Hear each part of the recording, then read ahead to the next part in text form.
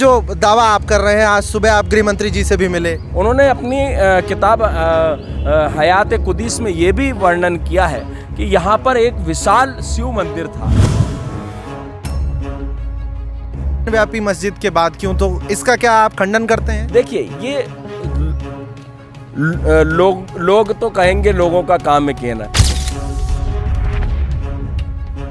Publicity stunt या इस प्रकार का लोगों के मन में ये भी सवाल उठ रहा है। जिसको जो सोचना है वो सोचे। ज्ञानवापी मस्जिद के बाद अब मध्य प्रदेश की राजधानी भोपाल में जामा मस्जिद में भी संस्कृति बचाओ मंच के अध्यक्ष चंद्रशेखर तिवारी जी ने ये कह दिया है कि वहाँ पर भी शिवलिंग है, अगर मैं गलत नहीं हूँ तो। शिव मंदिर हमारे साथ में शिव मंदिर, हमारे साथ में चंद्रशेखर तिवारी जी हैं। ये जो दावा आप कर रहे हैं, आज सुबह आप गृह मंत्री जी से भी मिले।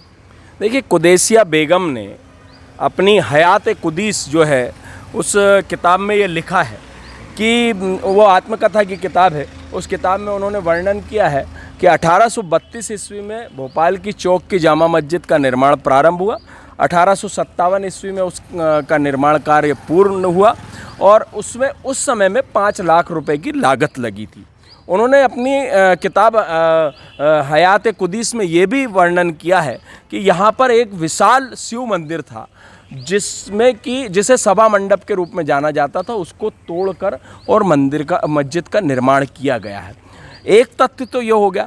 दूसरा, आप देखेंगे कि विश्व में 3 मस्जिदों को तो सब लोग जानते हैं। अयोध्या का विवाद खत्म हो चुका, निर्णय हमारे पक्ष में आ गया।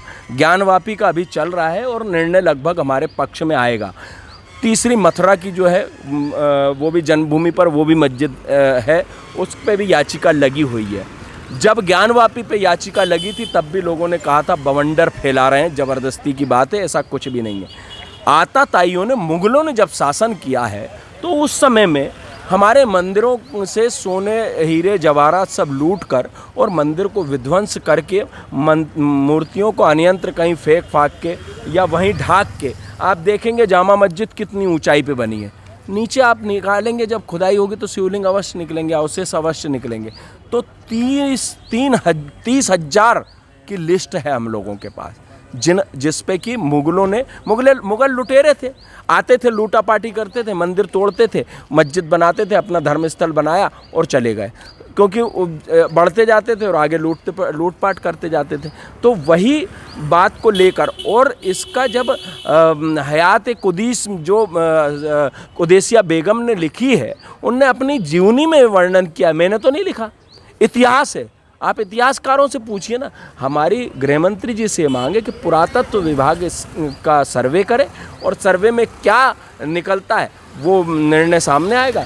दूसरा, हम ये भी चाहते हैं कि हम ये भी प्रयास कर रहे हैं कि हमने कोर्ट में याचिका दायर कर दी है, मतलब कल दायर हो जाएगी, हमारा पूरा प्रोसेस चालू हो गया है, याचिका पूरी दायर हो जाएगी। और अगर माननीय गृहमंत्री जी का वैसे हमें उम्मीद है कि वो आदेश करेंगे। अगर वो आदेश नहीं करते हैं तो हम कोर्ट के माध्यम से ये वो करेंगे। और हम लोग तो सनातन धर्मी लोग जो है वो हमेशा न्यायालय का सम्मान करते हैं। न्यायपालिका जो निर्णय लेगी उस निर्णय को हम स्वीकार करेंगे। स्वाभाविक है कि निर्णय यही आएगा कि आर्जिकल डिपार्टमेंट से इसका सर्वे कराया जाए। अगर यहाँ पर याचिका खारिज होती है छोटी कोर्ट में तो हम हाई कोर्ट जाएंगे, हाई कोर्ट में खारिज होगी तो हम सुप्रीम कोर्ट जाएंगे। लेकिन ये सनातन धर्म की लड़ाई है, इस लड़ाई को संस्कृति बचाओ मंच अवश्य लड़ेगा। तिवारी जी, ज्ञानव्यापी मस्जिद के बाद ही इस जामा मस्जिद को लेकर के आप लोगों ने कैसे सवाल उठाए? ये इतिहास तो काफ़ी पुराना है।